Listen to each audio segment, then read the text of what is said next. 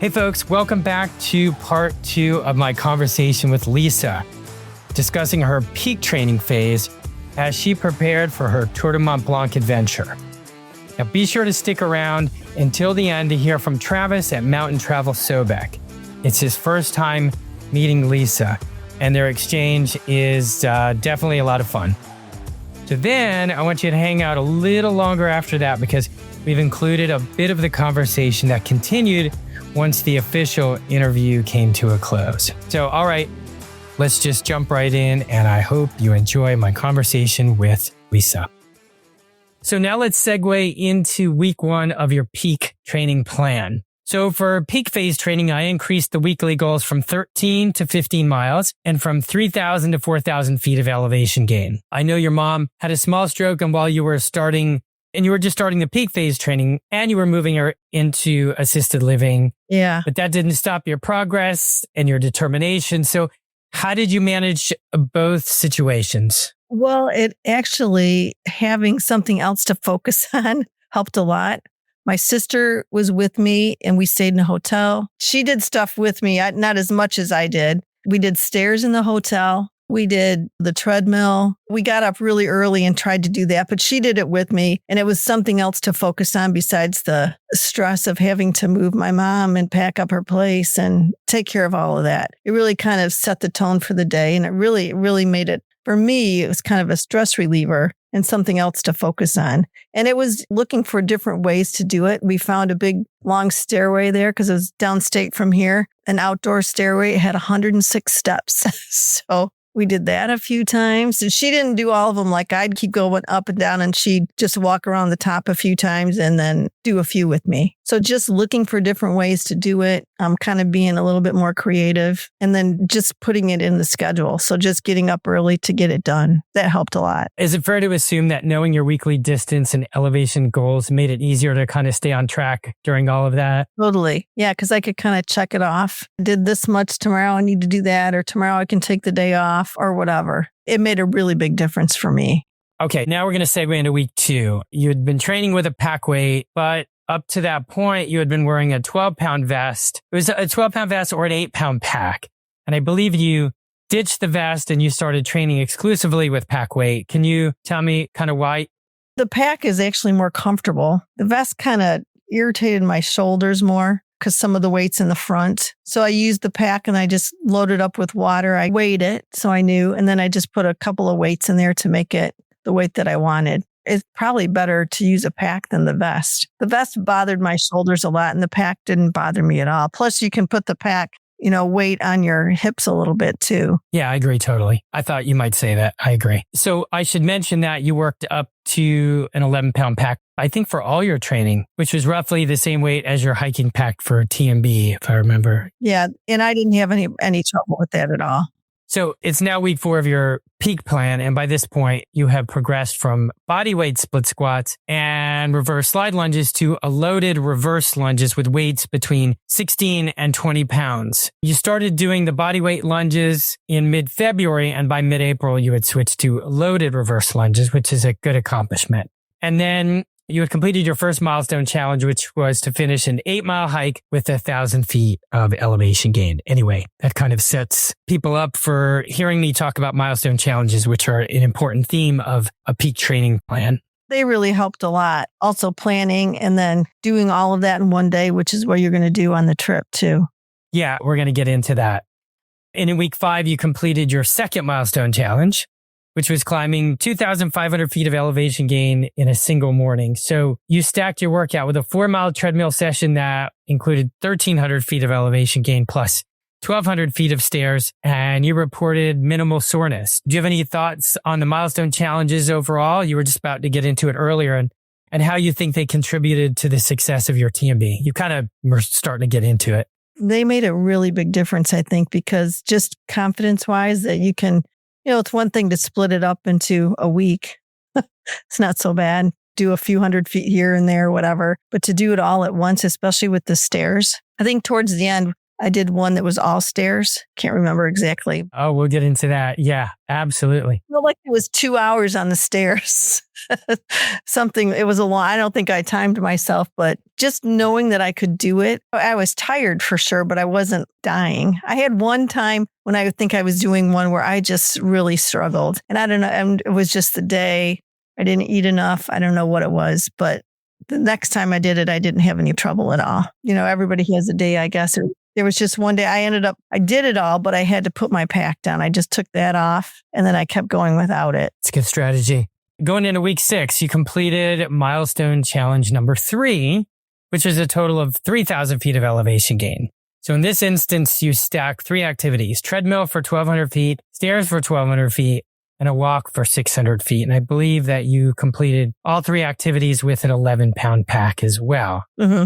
But recapping your milestone challenges so far. Okay, so you did 1,000 feet, 2,500 feet, and now 3,000 feet. And as I said, in my view, the biggest predictor of success is prioritizing your weekly elevation goals, gain goals, which I said earlier, and incorporating at least 4 milestone challenges. And of course, some focus on distance is important, especially if there's minimal elevation gain expected on your hike. But yeah. Anyway, so let's go to week 8 here. So you completed milestone challenge number 4 and you did 3,500 feet. You combined this time just treadmill and stairs. You walked 1,900 feet on the treadmill and 1,600 feet on the stairs, that was your personal best on stairs up to that point.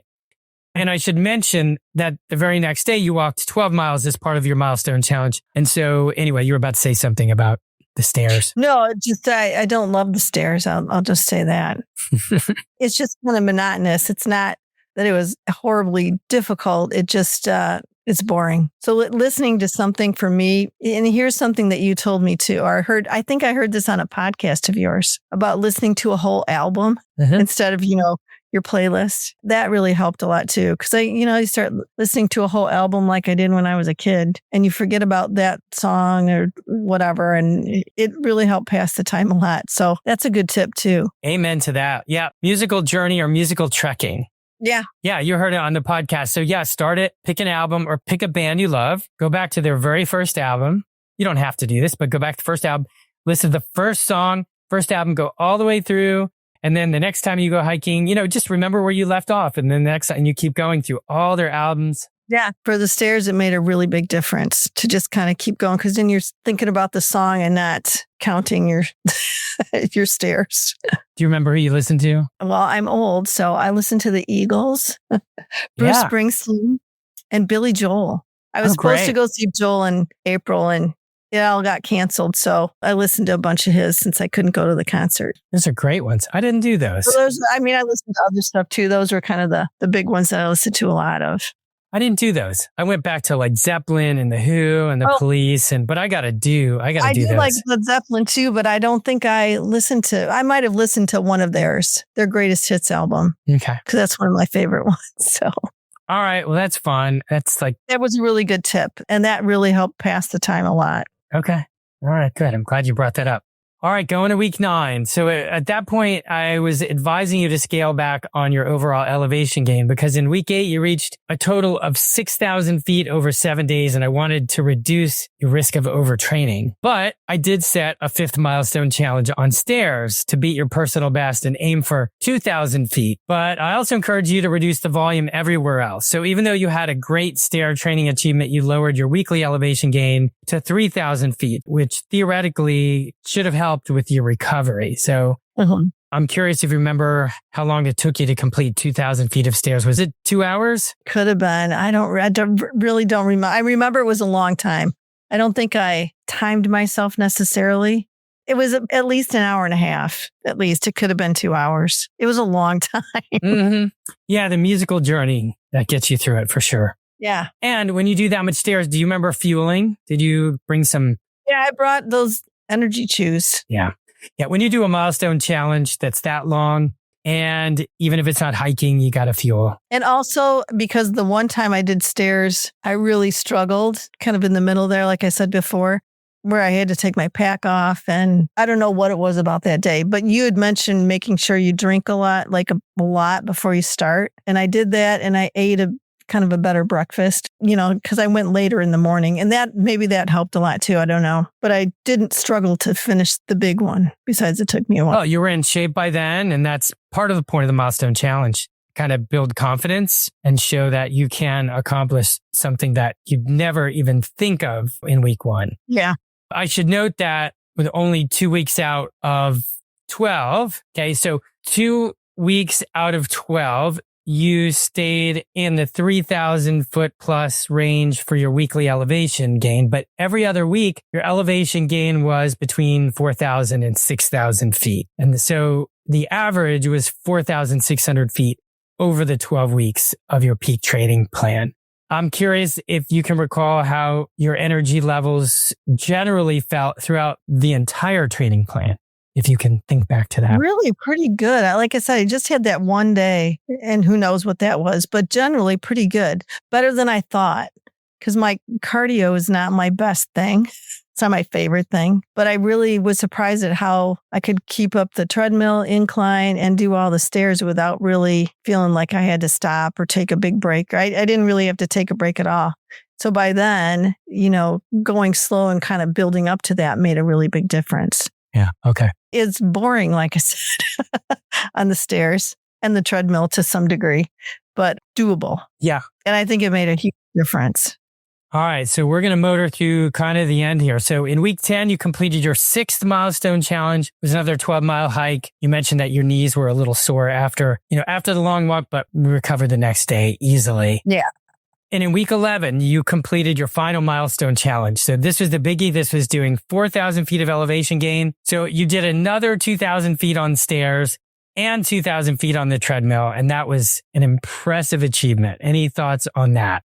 I don't want to do that again. But just knowing that I could do it I think what I did for that is I probably did the stairs first. And then I actually ate like a meal, nothing huge, but sat down and ate something as kind of a break. And then I went to do the treadmill. So I kind of fueled myself a little bit, took a little break, and then went up and did the rest. Mm-hmm. I think about it. It's kind of how you do a hike. Yeah. That's true. 2,000 feet, grab some lunch or whatever, do another 2,000 feet. So yeah, you did that right. So anyway, it just knowing that I could do it really helped a lot. All right. So we're going to bring in Travis shortly. Before we do, since we've just wrapped up your 20 weeks of training, are there any key takeaways that listeners should remember when preparing for their next hiking adventure? Don't forget about the lunges and the balance. It's easy to do elevation or think about elevation or distance, but the lunges and the balance thing, they made it much easier and much more doable. So Okay. I wasn't tripping. I never fell down, never, struggled to get across anything or over anything. And I could do it actually pretty quickly, which I really attribute to the lunges and the balance stuff. And I think that's what people in general, they go out and hike and get distance in or get their elevation in, but they're not really thinking about, the rest of it, which I think makes just a huge difference. And especially since most of the people who are able have the time and the finances to go on a big trip in their later years, shall we say, I think that even makes a bigger difference to be able to complete it without a problem or without an injury too. Well, thank you so much for saying that. You hit the nail on the head. It is not infrequent that working with a client and they're knocking out their distance and elevation gain, but that lunge and balance, it's just not a habit. And you're exactly right. It is hard for many people to fit it in, to think about it. And Well, I'll say this. Now thinking back, when my mom was in the hospital and just sitting there, and it's incredibly boring to sit there too, nothing much is happening. They were laughing at me because I didn't have my foam pad, but I was doing the balance thing in the hospital room and some of the lunges without weights and stuff. And, because I figured it was something I could do just sitting in a chair. And so, I did take a little heat for that, but you can fit it in anywhere. You can. Good. Yeah. Thank you for sharing that. Okay, I'm going to text Travis. So hang tight. I'm going to bring him in. How you feeling? You got some good energy? We still rolling here? I'm doing fine. Good. This has been fun. Thank you. Hello, hello. What up? Hi. Hey, how are y'all doing? Travis. Meet Lisa, Travis. This is so exciting. Lisa, it's nice to meet you. Yeah. So, Travis, I'm going to give you a quick intro, my friend, and then we're going to bring this incredible session to a close. We've had a good time. So, Travis is Mountain Travel Sobek's program director for the Alps and Pacific regions, where he oversees trip development, local relationships, and the guest experience. Travis has worked in tourism throughout his career in roles ranging from trip leader to trip design and just about everything in between. And he happens to be joining us today from Asheville, North Carolina. So, Travis, tell us, since you guys just met, we'll get to you guys chatting in a second. Tell us how old MT Sobek is and share a little about its history. And tell it, is it the oldest adventure travel company in existence today? And I'm going to pause you for a second. You got to tell us, okay? We have this conversation before, but let everybody know. MT Sobek, Mountain Travel Sobek, MTS. Yeah. What is it, man? Well, it's great to see you both. Great to be here with you. Thanks for including me. The funny thing is, I would say that all three of those are accurate. The current name, like you will hear me refer to it as Mountain Travel Sobek, but MT Sobek is official and is correct. I think where we sometimes get the snafu is if somebody sees that and goes, so where is Mount Sobek anyway? Internally, and certainly our guests will do it as well, we will refer to it as MTS. But if we're talking about the history of the company, that might help answer that question of where we are today. And so the history of Mountain Travel Sobek, it really exists on the foundation of two independent companies, both of which were over 50 years old. And I don't want to claim anything that's not true. I do think we are the oldest adventure company, certainly in North America, but I don't want to just draw a red line in the sand on that. I mean, I know that of other companies in the space today, we are certainly older than them. And that's because we are founded based off two companies, Mountain Travel, which was founded by three individuals, all with a rich background in mountaineering in 1969, and Sobek Expeditions in 1973. And if we talk a little bit about that, Mountain Travel was started, the idea was really about creating an environment that could help people get to far-flung destinations and really push their spirit of adventure as far as perhaps they could ever imagine and then some. And so really when the company started, the idea was to go to far-flung places that could really only be reached by foot. And so sometimes that was mountaineering or, climbing type adventures. Sometimes that was really rugged trekking. And sometimes it was even more exotic than that. So with Mountain Travel, there were a lot of firsts in that company's history and our company's history under that name. For instance, we were the first ever to do tours to Everest Base Camp.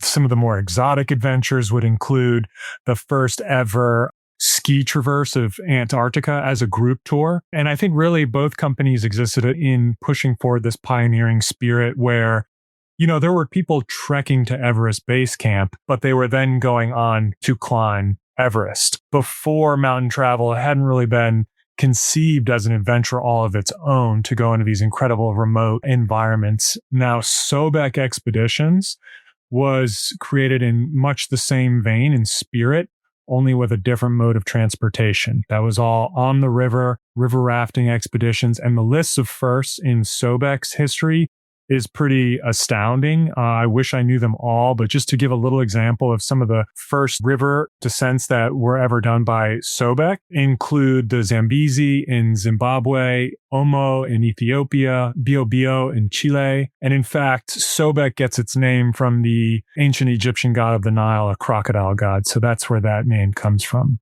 In 1991, those two companies merged, Mountain Travel Sobek. And as you've seen and are aware of, the name has evolved in different iterations. But I think what you'll hear staff or like people who work at the company say, and a lot of our most tenured guides will say Mountain Travel Sobek, MTS. I know you two have been talking about the Tour du Mont Blanc, and we'll talk about that collectively as well. But to speak about the history in that region, we've been in the Alps for over 50 years as well. And as travel trends and guest desires and wants have evolved over time, we went from doing trips that included summiting Mont Blanc itself to our first ever Tour du Mont Blanc circuit in 1987. And so today it exists our portfolio of trips have changed and continues to evolve. Today, we have over 130 itineraries in all 7 continents. The company still has an office in Emeryville, California, right in the Bay, though many of its employees are remote, like myself. Okay, cool. If there is anything that you want to share that distinguishes your TMB itinerary from the classic, I'm just going to define classic, maybe right or wrong. The classic is kind of the full 11 stage, 104 miles. Total elevation gain is roughly about 35,000. I believe your itinerary, as it was detailed in Lisa's pre-departure packet, was, I think, 95 miles and 24,000 feet of total elevation gain. But aside from that, is there anything you want to share that makes it unique at all? Sure, definitely. Yeah, I appreciate that. I mean, so I think you kind of nailed it. When I think about the spirit of the Tour du Mont Blanc, it's a continuous circuit of the Mont Blanc Massif, which is the summit of Mont Blanc, the highest mountain in Western Europe, the highest mountain in the Alps. You can kind of think of it as the other little mountains immediately surrounding it. Goes through 3 countries. The traditional circuit is exactly like you just said. It starts in a small village called Les Ouches, which is just to the west of Chamonix, France. And I think where the biggest and simplest, if we were just to generalize where the big differences lie, it's that we are looking to do something in that spirit in an elevated manner, right? So when you're doing a traditional circuit, most people are probably leveraging the mountain huts along the route that are, there's a rich hut culture in the Alps. You might hear Hütte in Austria or Refugio in Italy. These were designed to create spaces for mountaineers, trekkers to advance their goals, advance their adventures, or rely on in drastic conditions, perhaps. And those are the more modern ones can be quite nice, but they're modern or old. They're very simple. Usually have shared dormitories, shared bathrooms, shared communal spaces all around. And for a lot of people, that can be great fun. But what we have found over time is that for a lot of our guests, they're looking for a little bit more creature comforts along the way. As Lisa can Absolutely. yeah, well, it was okay. I was going to say, and as Lisa can attest, sometimes it can still be hard to find because in some of these little valleys, the nicest hotel available is still quite historic and rustic and simple in its offerings, but A really good shower, it's instrumental, right? It's personal shower and a personal place to sleep. I think you nailed it right there. I think, paying for what you hopefully receive hot water for like a timed shower in a communal bathroom is its own adventure, but not as appealing. So for our trip, you're doing most of the 11 stages. You are continuing to progress, staying in a new accommodation most every night. We do spend a couple of stops in Argentière, France, and Courmayeur, Italy, where there's 2 nights in a row to kind of take a night off from packing and unpacking. But we're using dedicated drivers to support logistics. I mean, a big difference, of course, with traveling with us is you're not carrying what you need for the entirety of the journey. So you can maybe have a few extra changes of socks and underwear and a couple extra luxuries along the way. And then I think also we try to complement the itinerary with a couple of little extras as well, like an opportunity to go up the Aiguille de Midi, which is a cable car up to a mountain on the Massif at the start of the trip. It kind of just helps. It's renowned for its incredible views, certainly on a clear day. It was very nice. Yeah, you had good weather for it? Yeah, it was great. Yeah. Excellent.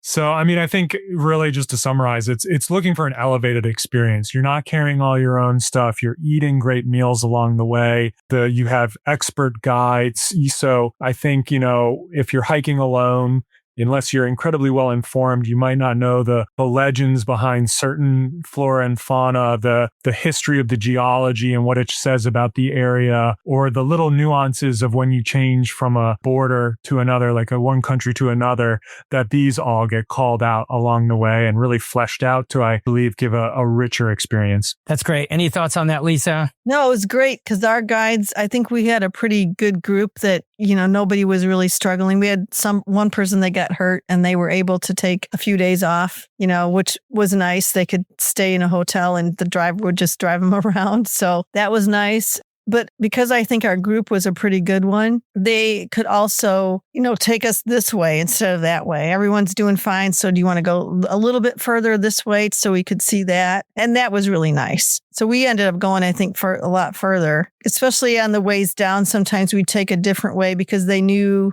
guides knew that there was a better view here, or this would be great to see over here. So that was really nice. I think they can tailor it to your group and do some different things that way too. Absolutely. I want to interject there for a moment. Lisa, you bring up a good point. Guides often have like little surprises, right?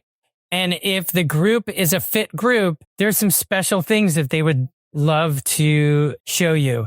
But oftentimes it requires more fitness. So just want people to take that to heart and understand that the itineraries are, I guess, general, they're pretty locked in, but sometimes there are some gems that the guides will be willing to take you if everybody's up to it. So Travis, I know you have some questions for Lisa, so I'm going to let you take it away. Okay.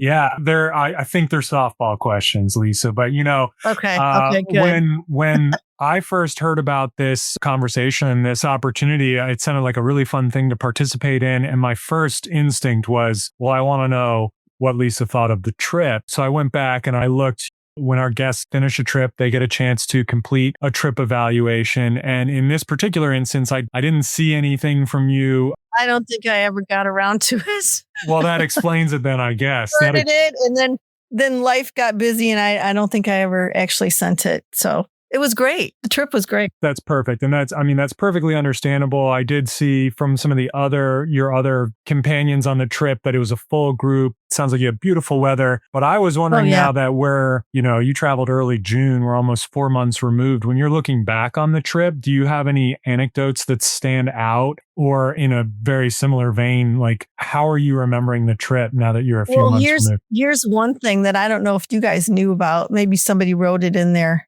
Comments, but on our last day coming into Chamonix, the last hike, we got to share the trail with the 90-kilometer marathon trail runners, which was pretty interesting.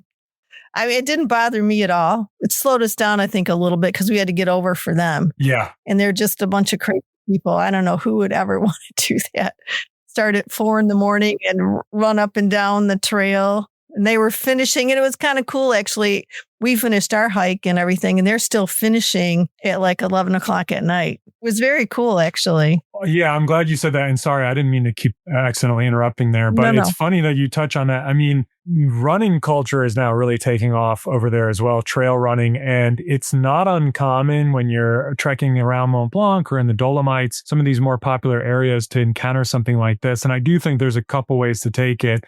I mean, when you're there, there's no avoiding it, right? So I think it's kind of fun to see. And I've been hiking, I think the last time I was near Zermatt, there was a big race going on. Yeah, you're just looking at these people like simultaneously. They're insane. Yeah, simultaneously inspired and just like worried for their sanity.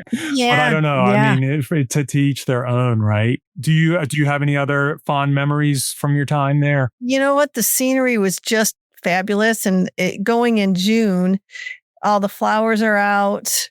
We had like 15 minutes of rain, I think, total. Oh, wow. So we had no bad weather. It was a nice group. Everybody was kind of about the same level, I felt like. There was nobody that you were waiting for half an hour, sure. To catch up. And the guides were great. They kind of took they made sure everybody stopped every once in a while and was drinking. And, they were really good about telling us where the next water was going to be so you could plan ahead, have enough to drink with you if you couldn't fill up later. In our group, we had 2 guides, and the one usually took the lead, Barbara. She was usually the leader. And Eric, he had done it, I don't know how many times he'd done the tour. I think he's done it over 200 times at this point. Yeah. And he was really great. He was kind of the calm. If you were having a hard time, there was a younger girl. She did just fine, but she at the beginning was kind of struggling, and he was great to just hang with her and, help her out. So it was overall was really nice. Well, and there was one day where several people didn't go because it was like a shorter day, but they missed a lot because it was actually one of the prettiest and nicest hikes, I thought. It was day 7. Okay, nice. Yeah, well, I'm very happy to hear that. And honestly, I mean, one of the things I love over there too, it's like you see the awe-inspiring vistas, but the wildflowers you can find, and it's so funny because you look out and up and you see these mountain peaks and glaciers, but then you look down and you just see these little bits of beauty of their own. It's always something that I find such a stunning juxtaposition. Yeah, really, really nice. So another thing, You know what? Hold on, Travis. Let me interject again real quick. I don't want to overlook something very important. I think it could have easily go kind of under the radar here, Lisa, but you said something that everybody in the group was about the same fitness level. Going back to kind of the beginning of our conversation, that was one of your biggest concerns, that you were going to hold up the group. And that's so exciting that you showed up and took that time to prepare, because I think that would have diminished your enjoyment on the trip. It might have affected, how the guides ran the trip and everything. And so I just don't want to overlook that. So congrats on your part, because you really trained consistently for 20 weeks. And what would it have been like had you hadn't done anything? I don't think you'd have been that irresponsible, but No, some of the people were like marathon runners and all that. And that's just not my thing. So, they were maybe more in shape cardio wise, but it made a really big difference for me. And I didn't really have any doubts that I could do it. I had one really bad day where I told my husband that I was not having any fun.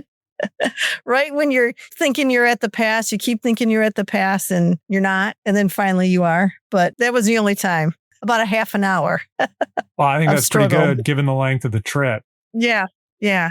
I'm very happy to hear that, because I do know you had a full group. It's not a guarantee, right? When we do group travel, I mean, one of the things you're signing up for is a group of unknown quantities, unknown elements. But I think what I always think about with group travel that I love is, with Mountain Travel Sobek, that you're signing up, and at a certain base level, you're going to have common interests with everyone on that trip. That does not mean you will make best friends necessarily with everyone, but you are coming into something with shared interests. And then we work really hard to try and encourage people to train, to make sure that they're signed up for the right trip.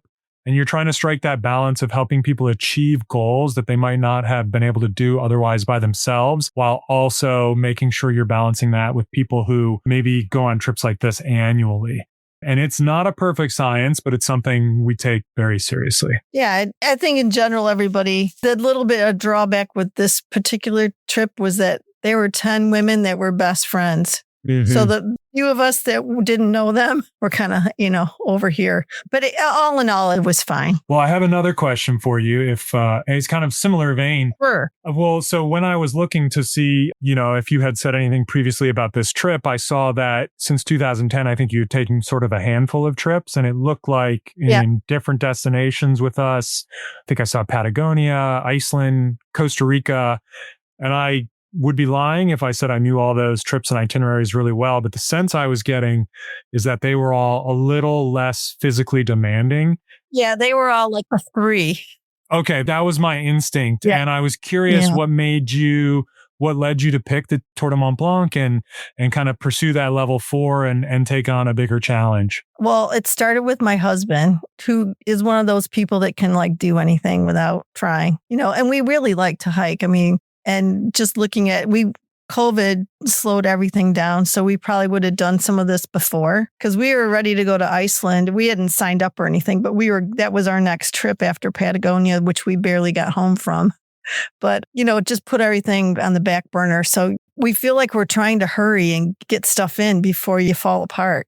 So we thought, well, this is a tough one. We're in pretty good shape. Let's do it now. And then, now it lets me know that I can do it too. So actually we're thinking about, or we're planning on it. We'll have to sign up with you, but to do Grand Canyon, probably, it's hard because of the permit situation, but probably spring of 27. Yeah. So anyway, that's, we'll see if it happens, but that's kind of what we're thinking with a couple other people too. Fantastic.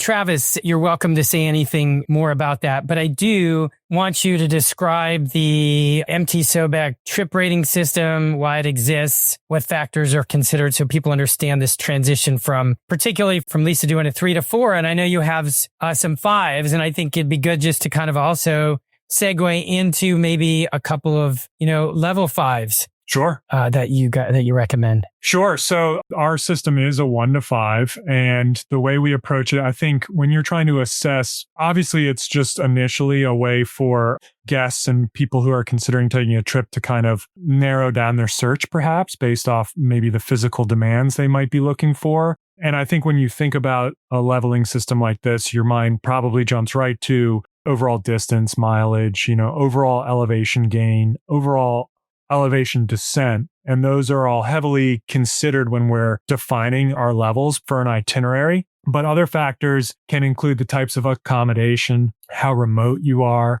the level of exposure on a given route. Is it a camping trip? Are you close to services if you need to get away? The length of a trip. Are you on a 3-week trip and changing accommodations every night?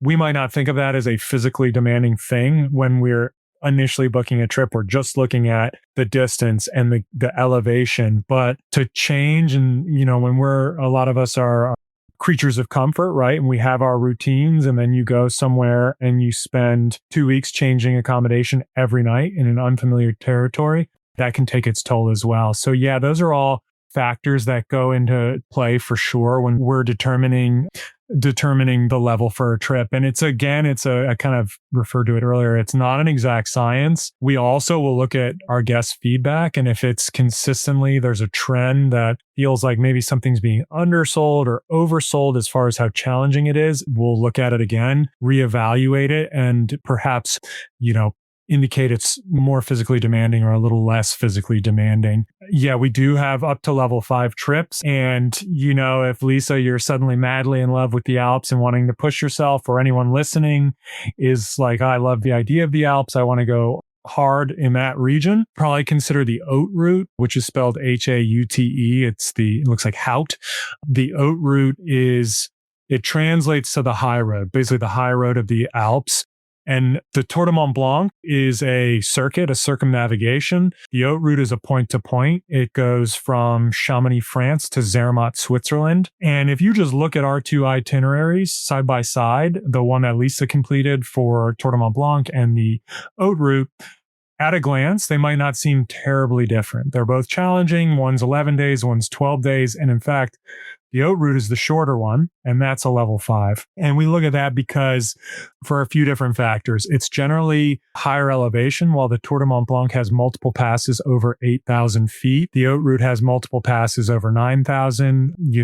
I think there's about 5 that exceed 9,500 feet. You're outside of the start and finish. You're just a little bit more further removed from support. There's more exposure, and the days are generally a bit longer on average. So maybe the Tour du Mont Blanc our itinerary is more like a 10-mile average day is probably like 12 miles on the Haute route. We have multiple days that are about 13 miles. Another level 5 trip that Mountain Travel Sobek offers that I have some familiarity with, not because it's in my region, but it's one my wife and I actually took as guests this year, celebrating some milestones, is the Cordillera Blanca in Peru's Andes, or in the Andes. Cordillera Blanca is a range within the Peruvian Andes. And that trip it's a camping trip. It's still really high end camping. You're never setting up your own tent. You have a whole crew that's assembling and breaking down camp. You have 3-course dinners prepared for you. You have someone bringing you coffee in the morning.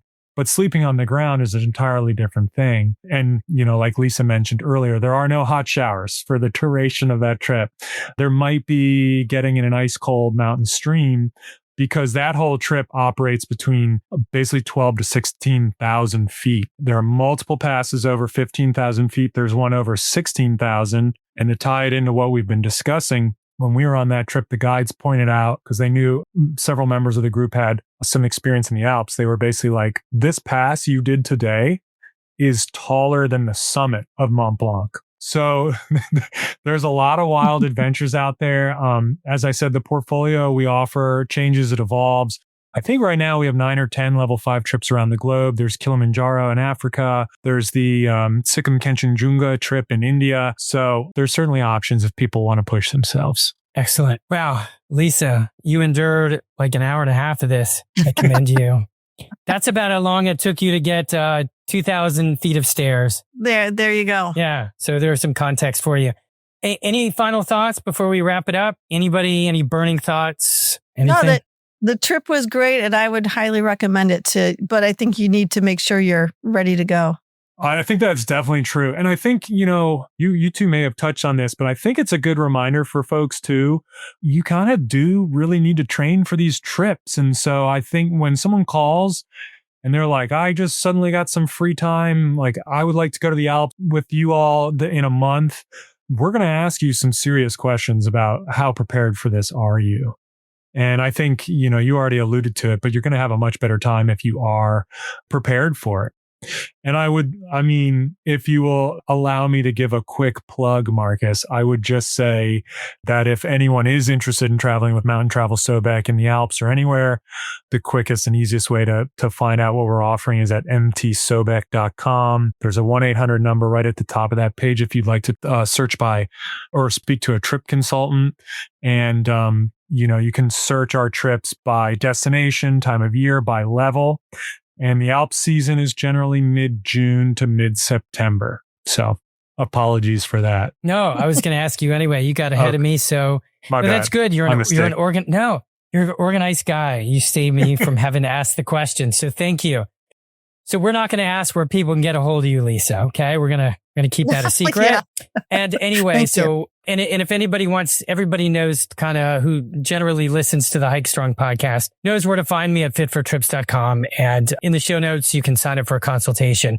But look, guys, I'm so grateful that you joined me. This is really special to really chronicle Lisa's 20 weeks of training. There's really something to learn in every one of those weeks. And then Travis, thank you for your time. I think you added something really special to this episode. So I'm going to bid my farewells to you guys. And Lisa, I hope we stay in touch and I get to train you for something again. And Travis, I know we'll be in touch for something, Anyway, you guys, farewell and thanks again. Take care. Thank you both. Thanks a lot. All right, folks, that wraps up part 2 of my conversation with Lisa. Now be sure to keep listening all the way to the end, and I mean the very, very end, because I've tacked on some of our off-the-record discussion after the formal interview wrapped up. So anyway, I hope you enjoy it. Talk to you next time, folks. That concludes this episode of the HikeStrong podcast. I'm committed to keeping all of the episodes for free. All I ask is that you subscribe to the podcast and leave a review. And don't forget to share this podcast with your friends. My goal is to build a vast community of hikers with the confidence to crush any local or global trail. I hope you will join me in this endeavor. So until next time, train, hike, repeat, and as always, I'm here to support you every step of the way. Okay. That was great. Sorry, I got ahead of you there. No, that was good. I have no problem with this. This is a great conversation. So yeah, now that it's over, any thoughts? Lisa said the trip was good. That would have been kind of scary. So yeah. I'd have to delete the whole thing. Should have never gone. Yeah. Yeah, no, off mic, I'll just say thanks for letting me join. And it's great to meet you, Lisa. And yeah, I'm sure Marcus may have said it, but when I first heard about this, I was like, that sounds really fun. Like, tell me more. And I was like, let me make sure. Now, most of our guests usually have a wonderful time, but I was like, let me make sure Lisa really enjoyed herself, so I don't get any crazy surprises right before. No. And yeah, and so I'm thrilled to hear that you had a blast. Actually, I'll tell you this too. My parents, Dad's passed away a while ago. My mom's struggling a little bit health-wise, but they traveled with you. They went to base camp in the Himalayas. They went to Nepal. So they went to That's base awesome. camp there. They did the Tour du Mont Blanc, but it was a shorter version then, because this would have been in the 90s probably. Yeah. They might have gone even with, I think Leo Laban, one of the founders, was leading those trips around Mont Blanc early on. They took our kids to Africa with you guys. Yeah. When I hear things like that. So you're like a family company. I wish we'd gotten that on the recording. I mean, that's generations. I was just going to say that's really special to hear. And I will for sure share that with my colleagues. I mean, those stories come up, and I think when I joined Mountain Travel Sobek, the history was part of the allure to me, but I am often reminded of how serious that is. And just the other day, one of my colleagues, his name's Trey, he was speaking to someone who traveled with us in 1978. Like, it sounds like your parents did, to Nepal. Yeah. And he was like, I still remember that trip. You know, I don't know if I have another trip with you guys in me, but I'll take a look. And I mean, I've seen photos of people who took trips in the 70s in Nepal. And I don't know. I just think it's so cool. Very cool. We don't want to take a trip and sit around. So it's nice to get out there and do some stuff. Well, Lisa, wonderful to meet you. And yeah, I mean, if in the future you do have questions, if I could be of help, like I'm just Travis Wardell. Yeah, we want to MT go to Grand Canyon. Get me on that one. Do you want me to get someone to talk to you? I'm happy to reach out. Well, I'm going to do it with my sister and her husband and my husband. That's the plan. And she's called and they said 14 months ahead is when the trip is like released or whatever. Probably permits and everything have to be gotten. So. Yes, they are. And Phantom Ranch is closed right now from wildfires, but it's due to open up soon. But they are talking about upcoming dates. So what I will do is when I sign off, I will reach out to a couple people who work North America. And I will just say, we spoke that great. You're very serious about joining. And if possible to get a heads up of when those trips were going to get posted, they should let you know. Okay. Sounds good. Okay. Okay. Wonderful to meet you both. Thanks a lot.